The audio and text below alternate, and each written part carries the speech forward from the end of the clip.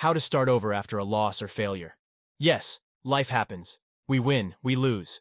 It's all embedded in the journey. When you fail at anything, there is every tendency to give up, and that is why you shouldn't give up.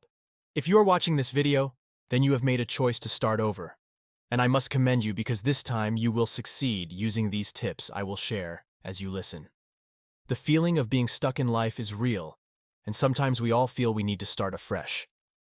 But having a fresh start is not just something to merely desire. It is something you can have, and it is needed in life sometimes. No matter how far you have gone in the wrong direction, you don't have to spend another day in that direction. You can take a turn right now and practically start your life on a new course like the old never existed. 10 tips to starting over after a loss or failure. 1. Stop beating yourself up.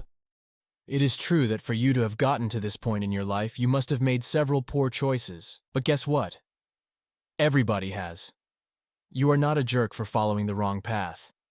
On the contrary, the fact that you're reading this is proof that you have a growth mindset and want to make meaning out of your life. A wise man said, "As long as you keep blaming yourself for the failures of the past, you lose sight of the success that lies ahead. When you stay guilty, your mind is focused on the past, and nobody goes forward looking backwards. Rather than make things better, what guilt does is increase the likelihood of you repeating those mistakes. If your mind is focused on the past, it means you're only giving minimal attention to the present and the future. Focus on the present and what you expect of your new course in life. 2. Reassess and rekindle your desires and dreams. One of the greatest tragedies of going through difficult times and failing is the loss of our dreams. Your dreams are what keep your drive for life alive. Once they are no more, living becomes routine and drudgery. So this is the first asset you must reclaim to start over in life. Dreams are mental pictures of a possible future. When you stop dreaming, you start living for the present alone. Thus, greatness is not in view. Dig deep into your heart and ask yourself, what do I really want? What do I want my life to look like? If these questions are too difficult for you to answer, as they are for most people after unpleasant experiences, you can break them down like this. 1. What 5 causes or activities do I feel are fantastic to be engaged in, although they are a bit out of my reach? 2. Which 3 people are currently living a kind of life I admire? 3. What can I get that will feel like a good payback for the years I've wasted? 4. What kind of stories will I enjoy telling about myself in the next 5 years? These are questions that can rekindle your desires and dreams. As much as possible, make sure your past failures are not influencing your answers. 3. Identify your pitfalls. Now that you have identified the kind of life you want to live, you need to identify the mistakes you have made that stopped you from living that dream life. This is not to make you feel bad again, but to map out a correction plan. If you don't know what you did wrong, chances are that you will repeat it. Once you can identify your past errors and avoid them, your journey is like that of a man who finds himself taking a familiar route to success. For example, if you have had several failed relationships, your heart is completely broken, and you want to start over. Identifying what went wrong in those relationships will put you at an advantage. Failures can either be treated as lesions or lessons. They are lesions when you can only identify how hard they hit you and how awful you feel as a result. They are lessons, however, when you know the 99 ways not to make an electric bulb, like Thomas Edison.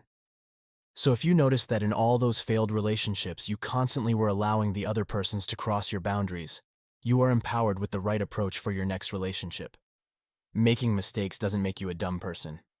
It makes you wiser when you pick lessons from them.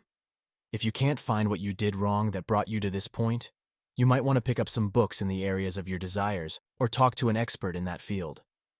4. Set new realistic goals. Now that you know what you want and what stopped you from getting it, the next step to starting over is to set new goals. Goals are simply statements of desired outcomes within specific time frames. For instance, I want to increase my monthly income to $1,000 a month by the end of this year. A wise man said that speed is a disadvantage when the destination is not defined. You probably will not see a teaching on goal setting that doesn't tell you to set SMART goals. Well, I'm telling you too. Your goals must be specific. What exactly do you want to see?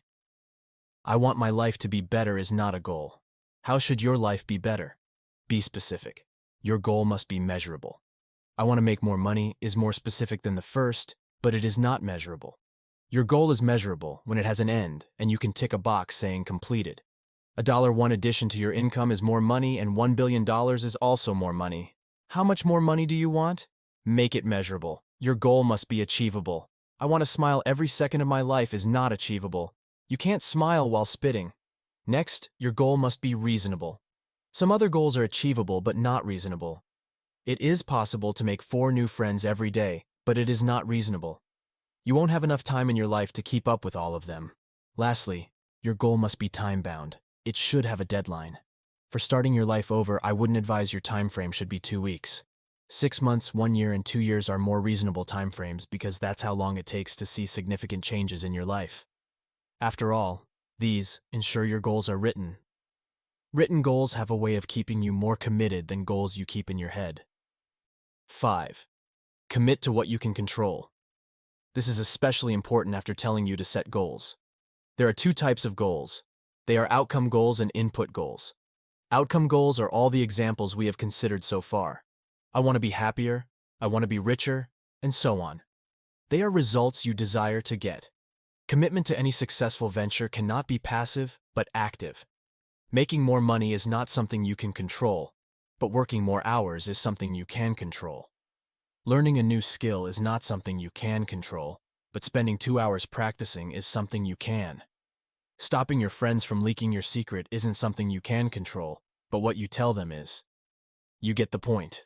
For every result you want, tear it apart to identify what you can do, and commit to just that. Don't fuss about the outcomes. They will come as long as you're committed to the input. Again, if you don't know what input can bring your desired outcome, pick up a book, listen to a podcast, or talk to an expert. To make it easier and not too lengthy, we broke this down into 2 parts. This is the end of the first part of this video. There are 5 more tips in part 2 of this topic. How to start over after failure or loss. Please like, share, and subscribe to get notified when videos like this are published.